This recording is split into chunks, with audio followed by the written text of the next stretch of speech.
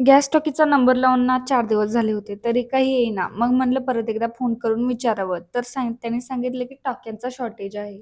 मग home delivery मिळणार नाही आणि आमची टाकी तर 2-3 दिवसात संपू शकते. मग ऐन वेळेला फजिती नको व्हायला म्हणून आम्हीच आणायला चाललो होतो. मग दियाच्या शाळेला सुद्धा वेळ होता अजून, तर तिला सुद्धा घेतलं आणि दियाला वाटलं तिला शाळेतच सोडायला चाललोय. मग बॅग कुठे आहे म्हणून विचारायला लागली आणि आमच्या यांना तर मी प्रत्येक कामात पुढेच लागते.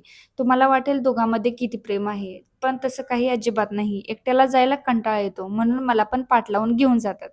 आणि कधी मागे बसणारे आज कसे काय पुढे बसल्या काय माहीत. आणि आम्ही अशामधले आहोत जे दिवसातून एक 10 ते 12 वेळा तरी सहज भांडतो, कारण नसताना.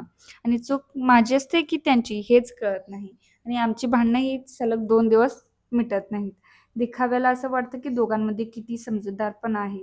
मग आधी गेलो ऑफिसला आणि युद्धामुळे सगळे रेट वाढणार आणि मिळणार की नाही या भीतीने भरपूर गर्दी होती. जर महागाई वाढली तर आमच्यासारख्यांच्या सर्वसामान्यांच्या खिशाला काही परवडणार नाही आणि आमचे अच्छे दिन कधी येतात काय माहीत. मग गेलो गोडाऊनला आणि नुसतं 11 वाजले होते तरी एवढं भयानक ऊन लागत होतं. घेतली टॉकी आणि बसलो गाडीवर. यांना म्हटलं जरा लवकर चला.